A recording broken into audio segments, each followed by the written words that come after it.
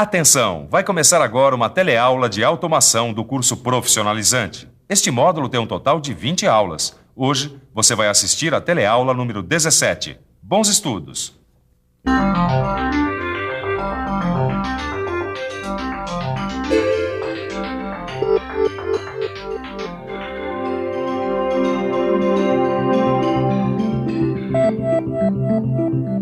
Na nossa teleaula de hoje, você vai fazer uma viagem pelo mundo da ficção científica. Você vai conhecer os robôs.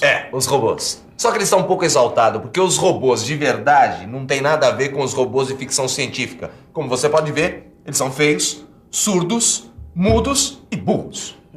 Mano, eu não tô exaltado, não. É óbvio que os robôs de verdade são bastante diferentes dos robôs dos filmes, mas eles também são super interessantes, porque os robôs conseguem fazer missões muito parecidas com as missões imaginadas pelos escritores de ficção científica. É verdade. Sabia? Então, se liga aí. Na teleaula de hoje, você vai conhecer os robôs industriais.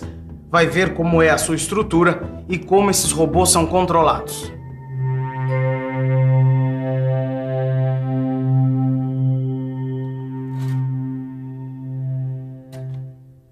Sempre que a gente imagina um robô, logo pensa nos robôs dos filmes. Máquinas parecidas com os homens, com uma inteligência excepcional. Mas apesar da tecnologia ainda não ser capaz de fazer robôs como os dos filmes, os robôs de verdade são máquinas bastante úteis e versáteis. Dá até pra dizer que são máquinas com 1001 utilidades. Afinal, hoje em dia, os robôs são usados para realizar desde atividades perigosas até missões em lugares totalmente inacessíveis às pessoas. Dá só uma olhadinha no nosso arquivo. Até um tempo atrás, muitos tesouros de navios estavam perdidos no tempo e no espaço, já que muitas vezes eles estavam em áreas perigosas e muito profundas, inatingíveis aos mergulhadores. Hoje, quem sai em busca desses tesouros são os robôs. E são os robôs também que colocam os satélites em órbita nas missões espaciais, que fazem análises de gases em crateras de vulcões, que mexem nos produtos radioativos das usinas nucleares. E claro, os robôs também estão nas atividades industriais, que são os robôs que você vai conhecer na nossa teleaula de hoje. Observando essas imagens, a gente pode perceber que existem diferentes tipos de robôs com diferentes estruturas e ainda diferentes aplicações. Agora, o que eles têm em comum é que todos eles são uma espécie de máquina CNC. O que eu quero dizer é que os robôs têm o mesmo princípio de controle das máquinas ferramentas CNC, só que com uma estrutura mecânica completamente diferente. Bom, tem gente que define o robô como sendo um manipulador mecânico reprogramável. Por outro lado, tem outras pessoas que dizem que o robô é um mecanismo automático universal. Bom, o que todo mundo concorda é que os robôs são máquinas controladas numericamente, feitas para executar uma grande variedade de operações. Eles são usados para pintar, soldar, na montagem de produtos, mas como você pode ver também, a maioria dos robôs são usados na montagem, na manipulação de peças e na pintura. E isso não é de hoje. Faz muito tempo que os robôs estão invadindo a indústria. Olha, mano, aqui diz que os robôs começaram a ser usados nas indústrias em 1961. Eu tô vendo. E também, olha, o primeiro robô utilizado foi na indústria automobilística. E diz que os robôs enxergam. Isso prova que você estava totalmente errado quando você disse que os robôs eram feios, surdos, mudos, burros e cegos. Eu disse que eles eram cegos? Eu não lembro, mas... Eu não disse isso. Mas também os poucos robôs que têm visão artificial, eles só conseguem distinguir contrastes, certo? Olha lá. Eles só conseguem observar as diferenças entre objetos claros e escuros. Bom, isso por pouco tempo. Tenho certeza, porque com a velocidade que as pesquisas andam, logo os robôs vão estar vendo, ouvindo, falando. Enquanto logo não chega, vamos conhecer os robôs que estão aqui na atualidade, começando por suas principais características. Uma das características mais importantes de um robô é o seu volume de trabalho. Ou melhor, o conjunto de todos os pontos que podem ser alcançados pela garra de um robô quando ele se movimenta. As garras de alguns robôs têm movimentos mais simples, fazendo o trajeto de uma reta. Outros robôs têm garras que giram. Outros ainda têm garras que fazem movimentos em todas as direções. E é claro que esses movimentos vão ser adequados ao trabalho que o robô vai desempenhar. Agora, o que todos esses movimentos têm em comum é a precisão. Precisão é fundamental no trabalho de um robô. Por isso mesmo, grande parte deles é acionada por servomotores elétricos, olha só. Porque o acionamento elétrico permite um controle mais fácil e maior precisão no posicionamento do que os acionamentos hidráulico e pneumático. Olha que maravilha, é precisão que não acaba mais. Demais esse programa de controle de robô, hein, mano? É.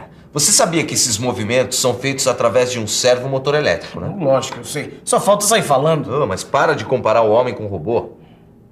Olha só, olha os movimentos dele. Você sabia que o grau de liberdade do robô é medido pelo número de movimentos que ele faz com o corpo e com o punho? Ah, eu quero te mostrar uma coisa aqui. Tá vendo essa figura?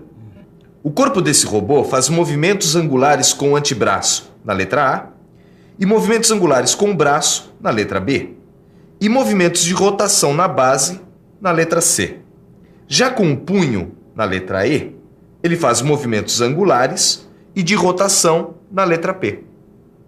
Tá dando para acompanhar, Torquato? Não, daria para explicar melhor? Muito bem. O que isso significa?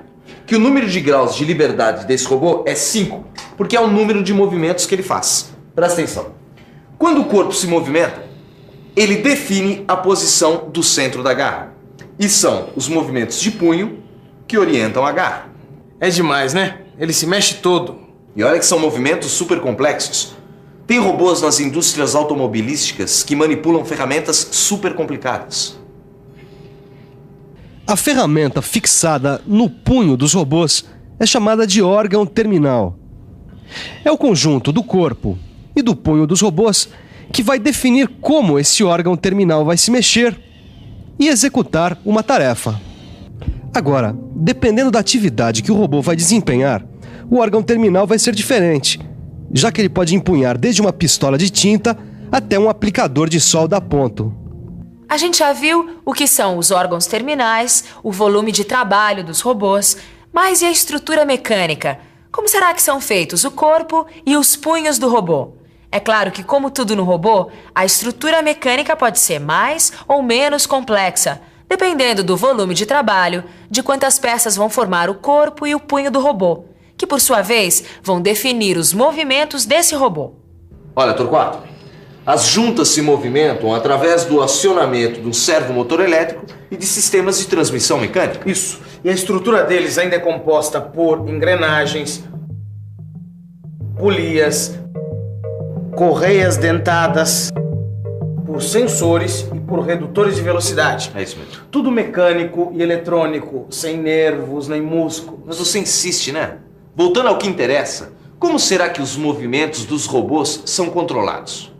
Controlar os movimentos de um robô significa fazer com que os seus motores girem junto com cada uma das juntas para que o órgão terminal alcance a posição desejada.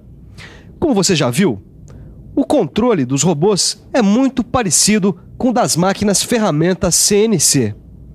À primeira vista pode parecer muito fácil controlar um robô, mas na verdade esse controle envolve aspectos mecânicos, eletrônicos e de computação.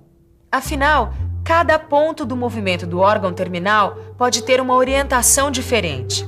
Além disso, o controle tem que levar em conta o que o órgão terminal vai manusear, as acelerações e desacelerações, os atritos entre os componentes mecânicos. Enfim, é uma série de cálculos que devem ser feitos durante a movimentação do robô, ou como se costuma dizer, em tempo real. Mas é muita coisa pra controlar, hein, mano? E olha que já melhorou bastante, hein? Por exemplo, com o desenvolvimento dos controles numéricos com velocidade de processamento maior, componentes mecânicos, materiais mais leves e resistentes, os robôs ficaram mais rápidos e precisos. Lógico. Mas mesmo assim, eles ainda são menos precisos que as máquinas ferramentas CNC. Como assim, mano? Depois de tudo isso que a gente viu aqui, você vai querer me dizer que os robôs não são tão precisos? Não, eles são precisos. Mas além deles serem menos precisos que as máquinas CNC, eles são muito limitados. Eles só fazem o que está previsto. Eu não tô entendendo onde você está querendo chegar. É só pensar um pouco. Se acontece algum imprevisto no meio da trajetória, eles não têm como se safar. Além do mais, os robôs não pensam. Eles só obedecem o que os homens mandam eles fazerem. E eles são totalmente comandados e controlados pelos homens. Tudo bem, mano. Eu só quero saber como é feito um programa para controle de um robô. Só isso. Os métodos de programação dos robôs podem ser online ou offline. Na programação offline, que quer dizer fora de linha, é usada uma linguagem de programação parecida com a usada na programação das máquinas ferramentas CNC. Um tipo de linguagem que permite que o operador controle um robô que esteja trabalhando num outro ambiente.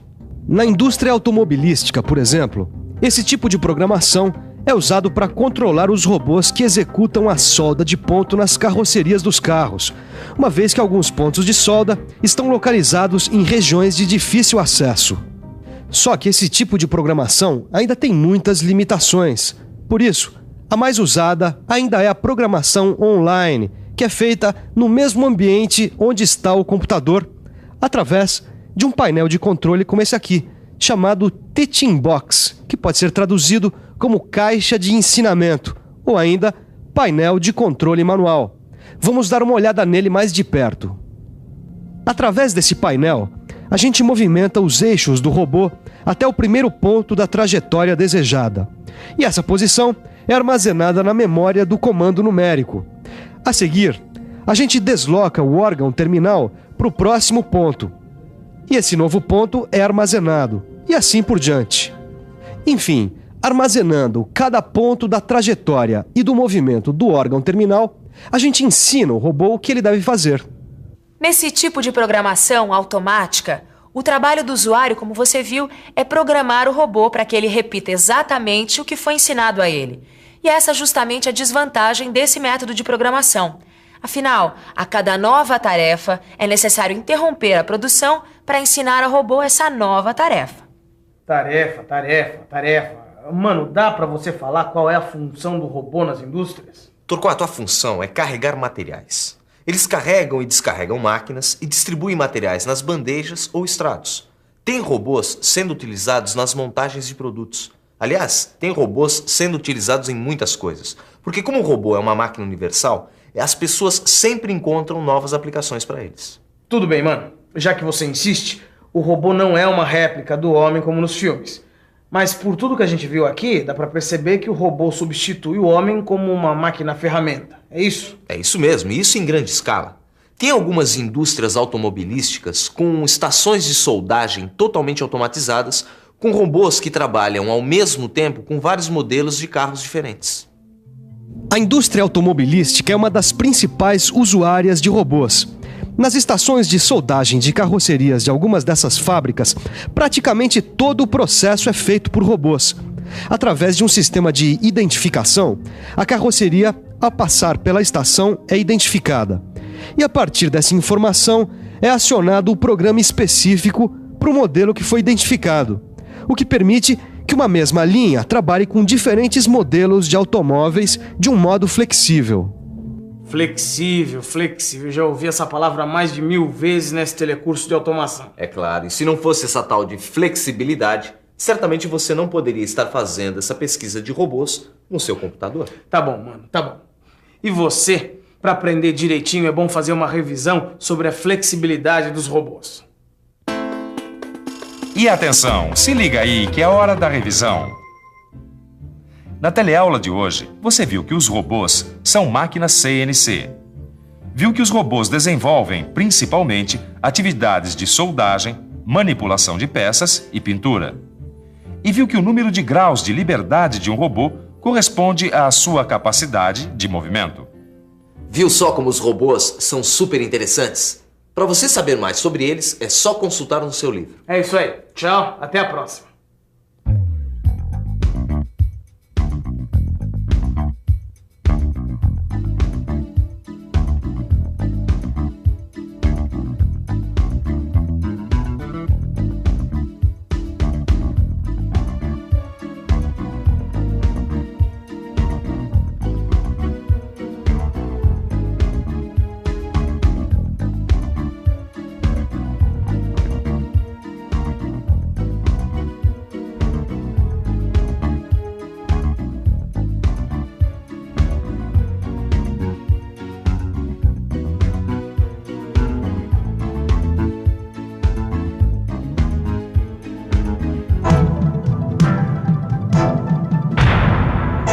Telecurso 2000, um programa de educação do Sistema Fiesp e da Fundação Roberto Marinho.